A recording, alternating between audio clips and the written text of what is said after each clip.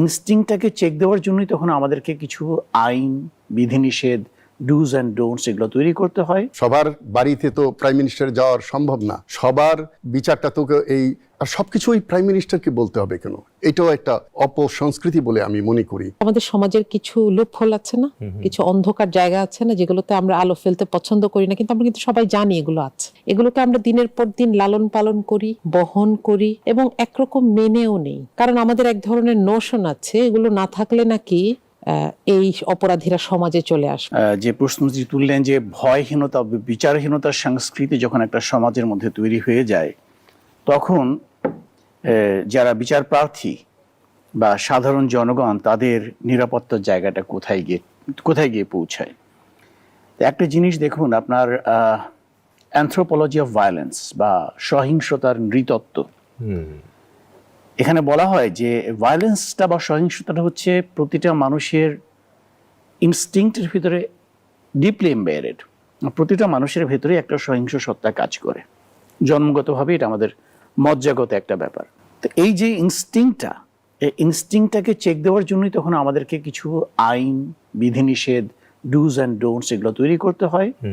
পাশাপাশি এই dos and don'ts যেগুলো ফলো না করবে তাদেরকে একটা পানিশমেন্টের আওতায় নিয়ে আসতে হয়, যাতে করে মানুষ জানে যে আমার যে সামাজিক অবকাঠামোর মধ্যে আমাকে যে নিয়ম নীতিমালা দেয়া আছে, যে সামাজিক চুক্তির আওতায় একটা রাষ্ট্রে একটা সুনাগরিক হিসেবে বেঁচে থাকার জন্য আমার যে সমস্ত জিনিস করণীয়, আমি যদি সেগুলো থেকে বিচ্যুত হই তাহলে আমাকে শাস্তি পেতে হবে। এই ফিলিংটা থেকেই কিন্তু মানুষ আইন মানতে বাধ্য হয়। তা না হলে বেসিক্যালি কিন্তু human souls are not designed to abide by ল।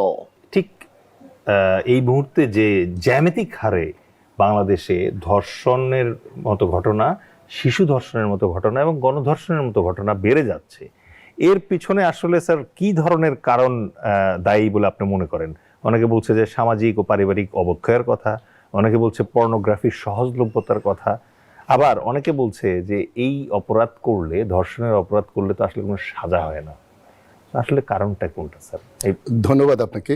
অনেকে মাদকের কথাও বলছে যে মাদকের সহজলভ্যতা। ঈদ মোবারক। আমি সর্বপ্রথম রামি স্যার আত্মার মাগফিরাত কামনা করছি, এবং রামি স্যার মতো যারা নির্যাতিত হয়েছে বাংলাদেশে গত 2-3 মাসে, অনেক এটার সংখ্যা, গত এক সপ্তাহের মধ্যে দেখা যায় 3-4 জন নির্যাতিত হচ্ছে এবং তাদেরকে পরিশেষে হত্যা করা হচ্ছে। দুটি অপরাধ কিন্তু এখানে ঘটছে, আর এর কারণ বহুমাত্রিক। আপনি একটা কোনো কারণ দিয়ে এটা বোঝাতে পারবেন না। সবচেয়ে বড় যে কারণটি বলে আমি একজন রাজনীতিবিদ হিসেবে মনে করি, রাজনৈতিক অবক্ষয়। এবং এই রাজনৈতিক অবক্ষয়ের জন্য মাদক, আর মাদকের সৃষ্টি হয়েছে চাঁদাবাজি, ছিনতাই এবং অন্যান্য অপরাধ থেকে, এবং এগুলোর অন্য সব কিছু রেখে শুধু যদি আমরা ধর্ষণকে বন্ধ করতে চাই, সেটা কার্যকরী হবে না। সুতরাং পুরো সমাজের মধ্যে যে ঘুণে ধরা সমাজ একটা আমরা তৈরি করেছি শুধু নিজেকে ক্ষমতায়িত করার জন্য, ক্ষমতায় থাকার জন্য।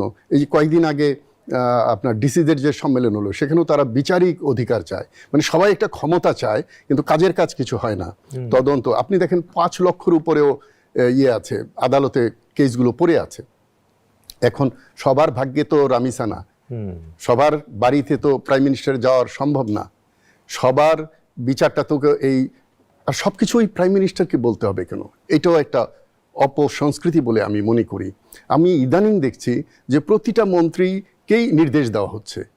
তো এই যে মন্ত্রিত্বের যে যার যার ফ্যাকাল্টির যে কাজগুলো করা, সেখানে অনাগ্রহ এবং অপরাধ এবং আমাদের সমাজের যে ঘুণে ধরা যে সমস্যাগুলো হচ্ছে, এটা যার যার ক্ষেত্রে রাজনীতিবিদরা, রাজনৈতিক দল এবং বিশেষ করে ক্ষমতায় যারা আছে তারা এগুলো উপেক্ষা করছে। আপনি দেখেন সামাজিক এবং রাজনৈতিক অবক্ষয়ের কারণে ধর্মীয় যে আমাদের অনুশাসন, ধর্মীয় যে প্রচারণা, সেখানেও কিন্তু এই রাজনৈতিক কারণে অনেক জায়গায় বাধাগ্রস্ত হয়। ইতিমধ্যে মাননীয় প্রধানমন্ত্রী রামিসার বাসায় গিয়েছিলেন, এবং মার্দি আপা আপনি হয়তো জানেন যে লেটেস্ট আপডেট 2টা। একটা হচ্ছে যে আইনমন্ত্রী বলেছিল যে ঈদের পরপরই বিচার কাজ শুরু হয়ে যাবে, আর সম্ভবত চার্জশিট আজকে দাখিল করা হচ্ছে, যেখানে 2 জনকে মেইন অ্যাকিউজ হিসেবে দেয়া হয়েছে। আমি এবং আমাদের দর্শকরা আমরা আপনার কাছ থেকে জানতে চাচ্ছি যে এই যে নারীর উপরে যে সহিংসতাটা, এটাকে যদি আপনি আপনার মতো করে একটু ব্যাখ্যা করেন। আসলে এই ঘটনাগুলো যখন পড়ি বা যখন শুনি, তখন এটা সরাসরি আমি নিরাপদে আছি এই জায়গাটাও আমার কাছে অপরাধ বোধ লাগে। আমি তখন অপরাধ বোধে ভুগি যখন আমি এরকম একটা চ্যানেলে একদিন আসছিলাম রাতের বেলায়, একটা জায়গায় সিগন্যালে দাঁড়ালাম, আমি দেখলাম রাস্তার পাশে 2টা মেয়ে দাঁড়িয়ে আছে সেজেগুজে। এই জায়গাগুলো, এই যে আমাদের সমাজের কিছু লুপহোল আছে না, কিছু অন্ধকার জায়গা আছে না, যেগুলোতে আমরা আলো ফেলতে পছন্দ করি না, কিন্তু আমরা কিন্তু সবাই জানি এগুলো আছে। এগুলোকে আমরা দিনের পর দিন লালন পালন করি, বহন করি এবং একরকম মেনেও নেই। কারণ আমাদের এক ধরনের নোশন আছে, এগুলো না থাকলে নাকি এই অপরাধীরা সমাজে চলে আসবে। কিন্তু আমরা কি আসলেই এই যে নারীর অবমূল্যায়ন করে কিছু মানুষের বিকৃত ইচ্ছেগুলোকে পূরণ করার ব্যবস্থা করে রেখেছি? এটা করে কি আমরা আসলে এগুলোকে মেইনস্ট্রিম থেকে বন্ধ করে রাখতে পেরেছি? পারি নাই। তাহলে এখানে একটা ব্যাপার হচ্ছে যে দেখেন, একটা মানুষ যখন একটা অ্যাবনর্মাল বিহেভিয়ারে চলে যায়, এটা তাকে হ্যাপিনেস দেয়, একই প্রসেস তাকে বেশি দিন হ্যাপিনেস দেয় না। তাকে এটাকে একটু অন্যভাবে প্র্যাকটিস করতে হয় এবং একটা সময় গিয়ে দেখা যায় সে এই অত্যাচারটা কার উপর করছে, যাকে সে কোনো বেনিফিটও দিতে রাজি না। এবং একটা সময় তার মনে হয় যে এখন তো আমি আর তাকে পয়সা দিয়ে বলতে পারবো না যে যা তোর সাথে কাজ শেষ, আমাকে কি করতে হবে, তাকে তো গায়েব করে ফেলতে হবে। এইটুকু একটা বাচ্চা, সে হয়তো বলতেও পারতো না তার সাথে কি হয়েছে, কিন্তু তাকে দুনিয়া থেকে সরিয়ে দেওয়াটা দরকার কেন ছিল? আমি আরেকটা ঘটনার কথা মনে করতে চাই, স্যার বলছিলেন আসিয়ার ঘটনা, এর সাথে আরেকটা ঘটনা ছিল, আমি বাচ্চাটার নাম ভুলে গেছি, এটা খুব প্যাথেটিক। ওই যে ভাওয়ালের ইয়ে থেকে সম্ভবত বাচ্চাটা বের হয়ে আসছিল, তার শ্বাসনালীটা কেটে দিয়েছিল, ও হেঁটে হেঁটে এটা সহ্য করার মতো না। রামিসা যেদিন মারা যায় সেই দিনই ঢাকার আরেক প্রান্তে একটা বাচ্চা সুইসাইড করে এবং সে স্বেচ্ছায়, আমরা সিসি ক্যামেরা দেখেছি, তাদের শোয়ার জায়গাটাতে সিসি ক্যামেরা, সেটাও তাকে বাঁচাতে পারে নাই, কারণ তার মৃতদেহ থেকে দেখা গেছে যে তার সাথে অ্যাবনর্মাল বিহেভিয়ার করা হতো। এই যে টোটাল একটা ভালনারেবল অবস্থা, এটা আসলে আমাদের সভ্যতার ডেফিনেশনকে কই নিয়ে যায়, এটা আমাদের একটু চিন্তা করা উচিত। আইন আছে, কঠোর আইন আছে, কিন্তু ধর্ষক এবং খুনিদের দমনে আমরা আসলে সেই রকম সাফল্য পাচ্ছি না।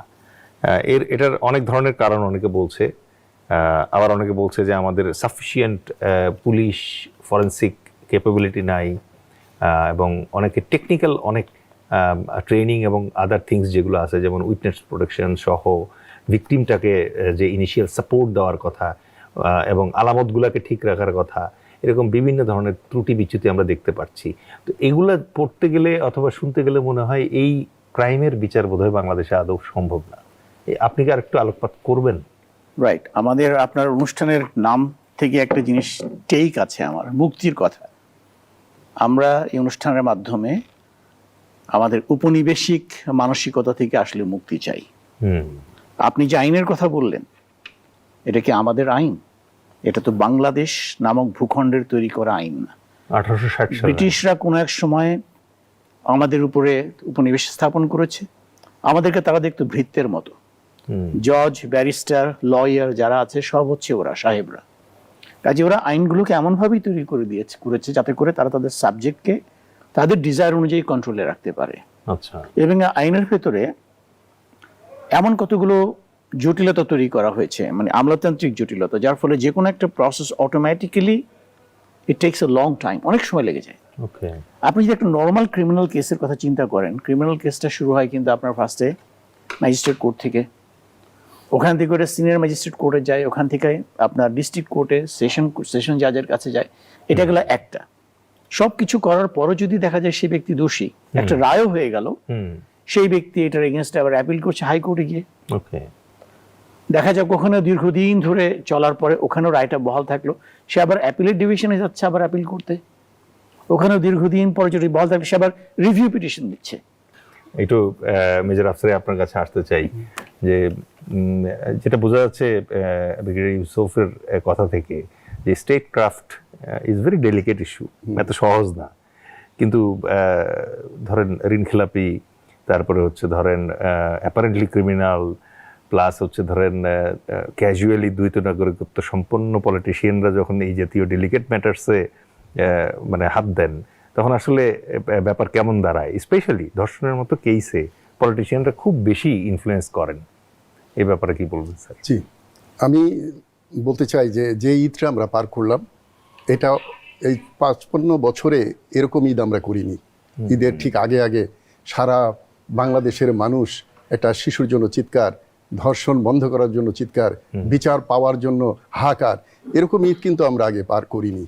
আমি এই দ্বিতীয়বার আমাকে কথা বলার জন্য সুযোগের জন্য ধন্যবাদ। তবে এই সুযোগে আমি বলতে চাই, এ ধরনের ঈদ যেন আর আমাদের না আসে আমাদের জীবনে। দেখুন, 1971 সালে আমরা স্বাধীন হয়েছি, আমরা কি মুক্তি পেয়েছি? আমরা কি মুক্ত হয়েছি?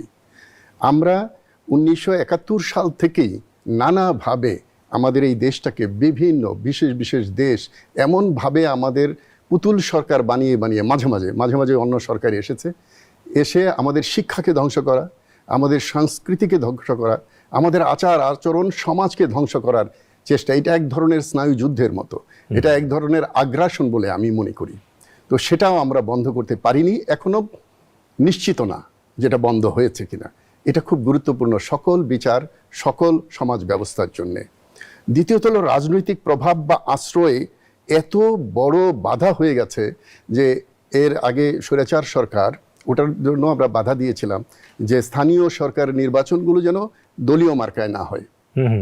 ওটা করে বাংলাদেশের যে পঞ্চায়েত ছিল, গ্রাম মোড়ল ছিল, সব ভেঙে চুরে এই ছাত্রলীগ আর যুবলীগ দিয়ে পুরো সমাজ শাসিত করা হয়েছে। মুরব্বীরা ঘর থেকে বেরোতো না। আমরা যখন ছোট ছিলাম তখন দেখতাম কেউ সিগারেট খাচ্ছে, মুরব্বী দেখলে লুকিয়ে ফেলছে, আর এখন মুরব্বীর মুখে ধোঁয়া ছাড়ে। তো এই যে অঙ্গ প্রতিষ্ঠান, এটা অনেক দেশেই পাবেন না আপনি বাংলাদেশ ছাড়া। এই রাজনৈতিক যে অঙ্গ প্রতিষ্ঠান, এটা অ্যাকচুয়ালি একটা লাঠিয়াল বাহিনী। আমেরিকাতে নাই স্যার ছাত্রলীগ অথবা ছাত্র থাকলে তারা ওই তাদের ইনস্টিটিউশন বা উটুকের মধ্যেই, ওরাই তো গণতন্ত্র সাপ্লাই করছে। হ্যাঁ, কিন্তু ওরা আপনার এই আমাদের দেশে যেভাবে আছে, আই আন্ডারস্ট্যান্ড স্যার, আমাদের দেশে যেভাবে আছে এইভাবে না। হার্ভার্ডেও স্যার ডিবেট ক্লাব আছে, কিন্তু এরকম আমরা যে কোনো ভালো জিনিসকে খারাপ করার জন্য যে কোনো ভালো কাজ আমাদের এখানে করা কঠিন। আপনি বলছিলেন যে আইন আছে, হ্যাঁ আইন তো আছে। আইন কাদের জন্য আছে? যারা আইনকে নিয়ন্ত্রণ করতে পারে, যারা ধনী, যারা ক্ষমতাবান, যারা রাজনীতিবিদ, যাদের একটা পরিচয় আছে। এই যে 24-এর এই যে জুলাই, 36 জুলাই তাদের কয়টা ছেলে শহীদ হয়েছে? কয়টা বড় বড় রাজনীতিবিদের ছেলে মেয়েকে আপনার রাস্তায় দেখেছেন? তো সুতরাং ওদের লাইফস্টাইলটাই তো আলাদা, আর রামিসাদের বা আমাদের লাইফস্টাইলেই আলাদা। দেখেন, রাষ্ট্রপতি একটা খোঁচায় যে কোনো ফাঁসির আসামি, মৃত্যুদণ্ড আসামিকে মাফ করে দিতে পারে। এটাকে রোধ করা উচিত, সংস্কার করা উচিত। আপনি দেখেন, আমরা কোনো কিছুই সংস্কারে যেতে পারলাম না। মুক্ত হইনি বলেই তো 36 জুলাই হয়েছিল, কিন্তু 36 জুলাই থেকে আমরা আবার পেছন দিকে হাঁটছি। এটা কিন্তু খুব ইন্টারেস্টিং একটা জিনিস আপনি স্যার পয়েন্ট করলেন। সেটা হচ্ছে যে পলিটিশিয়ানের বাচ্চা হওয়াতে সুবিধা হচ্ছে যে আপনার পলিটিক্স করার দরকার নাই, বাট যথাসময়ে আপনি নির্বাচনে জিতবেন, প্রধানমন্ত্রী থেকে শুরু করে বিভিন্ন শক্তিশালী মন্ত্রী হবেন এবং দেশ চালাবেন, ওটা পেয়ে যাবে। তো সুতরাং আমাদের দেশে যে রাজনীতি, এটা একটা অপরাজনীতি। এখনো আমরা সত্যিকারের রাজনীতি হলো ওয়েলফেয়ার, কল্যাণের সবচেয়ে বড় উপায় হলো রাজনীতি। তাহলে স্যার এই জায়গাতে আপনাকে একটা জিনিস জিজ্ঞেস করি স্যার, সেটা হচ্ছে এই যে গণদাবি উঠলো যে প্রকাশ্যে বিচার দেখতে চায় মানুষ, এটা কি তাহলে রাজনৈতিকভাবে সঠিক আকাঙ্ক্ষা? এটা রাজনৈতিক আকাঙ্ক্ষা না, এটা সামাজিক আকাঙ্ক্ষা, এটা ধর্মীয় একটা আকাঙ্ক্ষা। জানি না, উনি হয়তো বলবেন। অনেক দেশে এটা আছে, তাৎক্ষণিক বিচার হয়, কল্লা কেটে ফেলা, এটা করা, ইনজেকশন দিয়ে তার পৌরসত্ব ধ্বংস করে দেওয়া, চিরে অনেক রকম এখন পৃথিবীতে বেরিয়েছে। আমাদের খুব একটা রিসার্চ করার দরকার নাই। আমরা কয়েকটা দেশে ধর্ষণের কি পানিশমেন্ট দেয়, এটা দেখলেই ইন্টারনেটে সার্চ করলেই পাবেন যে কোথায় কোথায় কিভাবে। প্রাচীনতম একটা অপরাধ। এবং এইটা যদি ইসলামিক, এই যে ইসলামিক বিষয়টা আমি বারবার আনছি, যে ইসলামিক এই যে অনুশাসন, আমাদের যে ধর্মীয় অনুশাসন, তার উপরে চলে গেছে স্থানীয় রাজনীতি। স্থানীয় রাজনীতির পারমিশন ছাড়া একটা ওয়াজও করা যায় না, স্থানীয় পারমিশন ছাড়া একটা কালচারাল প্রোগ্রাম করা যায় না, স্থানীয় ওই প্রতিনিধিকে স্টেজে না নিলে স্টেজেই তৈরি করা যাবে না। সেই রাজনীতিতে আমরা আছি। তো সেখানে যদি আমরা বলি আইন তো আমাদের অনেক আছে, আইন তো পরিবর্তনের কথা বলে ভোট চেয়েছিলেন ওনারা বলেছেন যে আমরা সংস্কারে যাব। ওনাদের 31 দফায় প্রথম দফাই ছিল যে আমরা সংস্কার কমিশন করে এটা করব। কিন্তু আমরা যখনই দেখলাম যে সেই দিন আসলো, শপথ নিলেন না এবং তারা উল্টা পথে হাঁটা শুরু করলেন। তো এই যদি হয় সরকার বা রাজনৈতিক ইচ্ছা, তাহলে আপনি এর সমাধান খুঁজে পাবেন কোথায়? আর বিক্ষিপ্তভাবে এর কোনো বিচার আচার করে হয়তো একজনকে আপনি সান্ত্বনা দিলেন, প্রত্যেকটা বাড়িতে কি গিয়ে পাহারা দিতে পারবেন? আপনি আজকে যে এই যে যে আন্দোলনটা হলো, এইটা ওই 36 জুলাইয়ের স্পিরিটে হয়েছে। কই সরকারি দল বা অন্য দল তো ব্যানার নিয়ে কিন্তু এই দাবি করে নাই যে এর বিচার করতে হবে, এই করতে হবে। এটা একটা সামাজিক আন্দোলন। আমরা যেটা 36 জুলাইয়ের যে রেশটা, সেটা এখনো ধ্বংস হয়ে যায় নাই, এইটারই একটা বিস্ফোরণ এখানে ঘটেছে।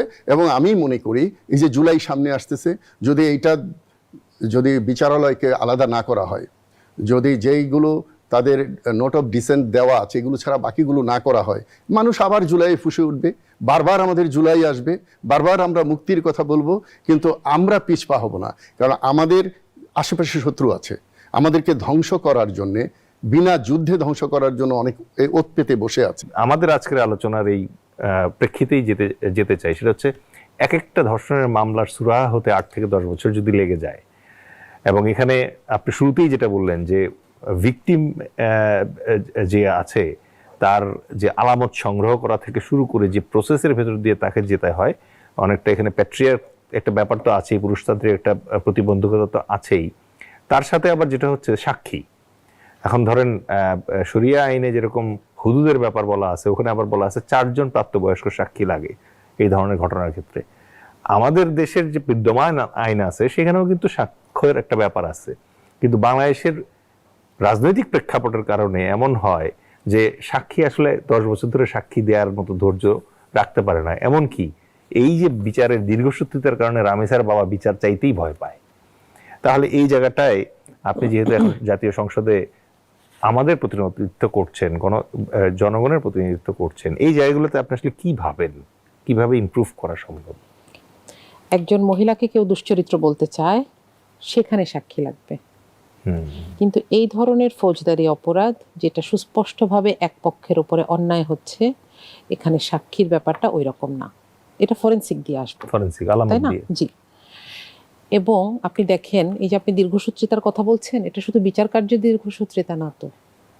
একজনকে যাবজ্জীবন দেয়া হলো, আপনার মনে থাকার কথা, বাচ্চাটার নাম ছিল পূজা। তাকে এগুলো বলাটাও আসলে কিরকম না, যে তাকে ধারালো ব্লেড দিয়ে ক্ষতবিক্ষত করা হয়। এবং পূজার বাবার একটা সাক্ষাৎকার পড়ছিলাম আমি সেদিন, তিনি বলছেন যে এখনো তার বাচ্চাটা, বিয়ে তো অনেক পরের কথা, তার বাচ্চাটা দৈনন্দিন যে কাজগুলো, সে টয়লেটে যেতে পারে না, তার ফিস্টুলা রোগীর মতন সারাক্ষণই তার কাপড় নোংরা হচ্ছে, অথচ অপরাধী কিন্তু বের হয়ে গেছে, তাদের চোখের সামনে ঘুরে বেড়াচ্ছে। এই লোকটার কাছ থেকে ওই লোকালিটি কি নিরাপদ? ওই লোকালিটির অন্য 10টা শিশু কি নিরাপদ? আমি আরেকটা ঘটনা দেখলাম, আমি এটা সত্য মিথ্যা জানি না, একটা ছেলেকে ধরা হয়েছে, সে বলছে যে আমি আমার বোনের ধর্ষককে যে গুলি করেছি, আমার মনে হয় আমি ভালো কাজ করেছি। এটা হচ্ছে ইফেক্ট, কজ অ্যান্ড ইফেক্ট। আমরা আস্তে আস্তে এই জায়গায় চলে যাচ্ছি কিনা, বা আমাদের নাগরিকদেরকে ওখানে ঠেলে দিচ্ছি কিনা, এটা একটা ইস্যু। বিচারহীনতা মানেই মানুষ আইন নিজের হাতে নিয়ে নেবে, মানুষ পিটিয়ে মেরে ফেলবে। আপনি দেখেছেন চিটাগাঙ্গে রামিসার ঘটনার পরের দিন কি হলো, তাই না? আমরা জানতেও পারি নাই এখনো যে কে আসলে দোষী, কিন্তু মানুষের রাগ হচ্ছে যে আমি এটাকে আজকে পেরে ফেলবো। আমরা কি করব? আমরা 3টা জায়গায় কাজ করতে পারি। একটা জায়গা হচ্ছে যে মানুষকে নৈতিকতার প্রশিক্ষণ দেওয়া। স্যার বলছিলেন যে প্রথম কথা হলো কি করা যায় আর কি করা যায় না, এটার ব্যাপারে ক্লিন অ্যান্ড ক্লিয়ার ট্রেনিং থাকতে হবে। এবং এটা শুধু বইয়ের পাতায় না, এটা প্র্যাকটিস থাকতে হবে। আমরা সায়েন্স যেরকম প্র্যাকটিস করি, এরকম প্র্যাকটিস থাকতে হবে। কারণ আপনি যে ঘটনাটা বললেন, ওই ঘটনায় কিন্তু 2 জন নিরপরাধ লোক মারা গেছে। জি জি, যে আমি আসলে কি করছি, কার সাথে করছি। আমি আমার ছেলেকে বলি, আমার ছেলে 15, আমি আমার ছেলেকে এই নিউজটা সবার আগে পড়তে দিয়েছি, পড়ো, পুরাটা পড়ো, পড়তে হবে। এবং আমি অসুস্থ হয়ে যাওয়া যেতে পারিনি, শহীদ মিনারের প্রতিবাদ সমাবেশে আমাকে বলা হয়েছিল আপনার মেয়েকে নিয়ে আসবেন। আমি বলেছি আমি ছেলে মেয়ে 2জনকে নিয়ে যাব যদি যাই, কারণ আমার ছেলেকে তো জানতে হবে যে আমার ভেতরে যে ডিজায়ার আছে, বা আমার মতন আর 10 জনের যে ডিজায়ার আছে, সেটাকে কিভাবে চেক অ্যান্ড ব্যালেন্সের মধ্যে রাখতে হবে। এরপর মুসলিম হলে আমি তাকে আল্লাহর ভয় দেখাই, কিন্তু মুসলিম না মানে কি আমি তাকে ছেড়ে দেব? একটা সোশ্যাল জাস্টিসের মধ্যে তাকে থাকতে হবে, এই ট্রেনিংটা ছোটবেলা থেকে রাখতে হবে। দ্বিতীয়ত হচ্ছে শাস্তির ভয়। শাস্তি থাকলে, শাস্তি কার্যকর হলে এটা মানুষকে একটা অটোমেটিক মেসেজ দেয় যে আমাকে লাইনে থাকতে হবে। এবং আমি যদি দুষ্টুমি করতে চাই, তাহলে সেটা এমন একটা জায়গায় গিয়ে করতে হবে যেখানে জাস্টিস নাই। আমরা এতক্ষণ যতগুলো সংস্কারের কথা বলেছি, সবগুলোর ব্যাপারে রেকমেন্ডেশন ছিল, সেটা এখনো আমরা দিনের আলো দেখতে পাচ্ছি না। তারপরেও আমাদের চেষ্টা করতে তো বাধা নাই, আমরা চেষ্টা করব, কথা বলবো। দুইটা ব্যাপারে আমাদের জনমত, একটা জন আকাঙ্ক্ষাই বলবো তৈরি হয়েছে। সেটা হচ্ছে ধর্ষণের মতো একটা ঘৃণ্য অপরাধ, এটা আসলে কেউই চায় না। সুতরাং জনমত বলছে যে ধর্ষণ অথবা ধর্ষক যারা আছে তাদের শাস্তিটা যেটা আছে এটা যদি প্রকাশ্যে দেয়া যায়, তাহলে হয়তো সম্ভাব্য ধর্ষক যারা অথবা ধর্ষকামী যারা, তারা হয়তো কিছুটা নিজেদেরকে নিবৃত করবে এবং সমাজে এটার ব্যাপক যে মানে বিস্তার ঘটেছে এটা অনেকটা কমবে। আর একই সাথে বাংলাদেশ যেহেতু মুসলিম প্রধান দেশ এবং ধর্মপ্রাণ যারা আমাদের মানুষ আছে, তাদের দাবি যে নিকাহ অথবা বিবাহের জন্য বাংলাদেশে যেরকম ধর্মীয় আইনটা থাকে রাষ্ট্রীয় আইনের পাশাপাশি, যদি ওইটা দেওয়ানি আইনের ক্ষেত্রে প্রযোজ্য, একই রকমভাবে ধর্ষণের মতো ফৌজদারি অপরাধের ক্ষেত্রে এই মানে শরিয়া আইনের একটা অংশ বিদ্যমান ফৌজদারি আইনের সাথে ব্লেন্ডিং করে বর্তমান পরিস্থিতি বিবেচনায় নতুন কিছু ভাবা যেতে পারে কিনা। শরিয়া আইনের সাথে অ্যাকচুয়ালি বিদ্যমান আইনের খুব পার্থক্য আছে, বিষয়টা সেটা না। একজন অপরাধীকে কি আমরা এই মেসেজটা দিতে পারছি যে তুমি যদি একটা অপরাধ করো তুমি কারো আঁচলের তলায় লুকাতে পারবা না? সোজা কথা। রাজনৈতিক দলগুলো এই ব্যাপারে হাত মিলাতে পারছে কিনা, এটা হচ্ছে ব্যাপার। আরেকটা ব্যাপার হচ্ছে প্রকাশ্যে আইন কার্যকরের ব্যাপারে যেটা বলছিলেন, এটা কিন্তু খুব অসম্ভব কিছু না। আমি আপনাকে বলি, এটা সম্ভবত আর্লি 90s-এ একটা খুব আলোচিত একটা মামলা ছিল, মনির খুকুরিমা। আপনারা তো মনে থাকার কথা, আমি তখন খুব ছোট, নিউজ পেপারে দেখতাম, তখন তো আমাদের টেলিভিশন ছিল না, নিউজ পেপারে দেখতাম এবং প্রত্যেক দিন আপডেটগুলো আসতো। আরেকটা আমার মনে আছে, সুইডেন আসলাম। এই যে শাস্তিগুলো মাথার মধ্যে কিন্তু গেঁথে যায় মানুষের। আপনার গুলিস্তানে গিয়ে আইন কার্যকর করার দরকার নাই তো, আপনি মিডিয়ার মাধ্যমে মানুষকে জানান আজকে এটা হচ্ছে, সে এটা করেছে, তাকে আমরা মাফ করি নাই, সে এটা চেয়েছে, তাকে এই সুযোগটা দেয়া হয় নাই। হ্যাঁ, তাকে একজন আইনজীবী দেওয়া হয়েছে, কিন্তু সে অবৈধ কোনো সুযোগ সুবিধা নিতে পারে নাই। সবগুলি রাজনৈতিক দল বলুক যে যেই হোক আমি ধরিয়ে দিব, আমার দলের হলে আমি আগে ধরিয়ে দিব। এটা করেন, বর্তমান বিদ্যমান যে আইন আছে সেটাতেই বাংলাদেশে এ ধরনের অপরাধকে জিরোতে নামিয়ে আনা সম্ভব। অসংখ্য ধন্যবাদ আপা। মেজর আফসারি, আপনার কাছ থেকেও একটা কমেন্ট। জি, আমি খুব দ্রুত বলবো, কয়েকটা পয়েন্ট লিখেছিলাম, সময় কম। এখন যে আপা যে দলের, এই দল ইলেকশনের আগে শরিয়া আইন নিয়ে কথা বলেছে, পরবর্তীতে সরে আসছেন, ওনারা স্মৃতিসৌধে যেতেন না, যেতেন না, এগুলো পরিবর্তন করছেন। ওনাদের যে সুযোগ ছিল ইসলামিক আইনটাকে শক্ত করে ধরার জন্য, যে অন্য ইসলামিক দল মনে করে ওনারা ইসলামিক দল না, তো ওটা ওনারা করেন নাই, দৃঢ়তা ওনাদের মধ্যে আমি দেখি নাই। এটা আমার ব্যক্তিগত এবং আমার দলীয় অপিনিয়ন। জন আকাঙ্ক্ষার কথা বলেছেন, যেই দেশে 70% জন আকাঙ্ক্ষার কোনো মূল্যই নাই, তো সেখানে জন আকাঙ্ক্ষার মূল্য কি হবে? তো সুতরাং আমি মনে করি সমাধানের যে পথ, এক নাম্বার হলো রাষ্ট্রের সিদ্ধান্ত। রাষ্ট্রকে ভাবতে হবে আমরা কি রাষ্ট্র তৈরি করতে চাই। রাষ্ট্রকে আমরা স্বাধীন করতে চাই, রাষ্ট্রটা কি জনগণের রাষ্ট্র হবে না শাসক গোষ্ঠীর রাষ্ট্র হবে, এই সিদ্ধান্তে যেতে হবে। Thank you very much. লাস্টে যেটা বলবো সেটা হচ্ছে, আমি মাদি আপার সঙ্গে পুরোপুরি একমত। আইনের কোনো ঘাটতি নেই, আইন আছে প্রচুর। আইনের প্রয়োগের জায়গাটাতে আমাদের কিছু সমস্যা দেখা দিচ্ছে, প্রসেসের দিক থেকে সমস্যা দেখা দিচ্ছে। আরেকটা জিনিস যেটা বললেন আপনার মেজর আফসারি, যেটা বলেছেন রিগার্ডিং পড়ালেখার ব্যাপারটা, শিক্ষাটা শুধুমাত্র কিন্তু এই জন্যে না যে কারো ভিতরে এই যে ধর্ষক সাইকোলজি ডেভেলপ না করে, এই জন্য না। এই শিক্ষাটা ওই পুলিশের জন্য দরকার, ওই আইনজীবীর জন্য দরকার, যে পয়সার বিনিময়ে আইনকে বিক্রি করে দিচ্ছে, জাজমেন্টকে বিক্রি করে দিচ্ছে, তাদেরকেও শিক্ষাটা দরকার। তো শিক্ষার জায়গাটা তো হাত দিতেই হবে। ফাইনালি আমি একটা কথা বলবো, of course it is a matter of judiciary, but মাননীয় প্রধানমন্ত্রী যে সিদ্ধান্তটা নিয়েছেন, আমি মনে করি he can B A trend সেটার, ট্রেন্ড সেটার। যে এক্সেপশনাল জিনিসগুলোকে এক্সেপশনালি ডিল করতে হবে, it is not a normal thing.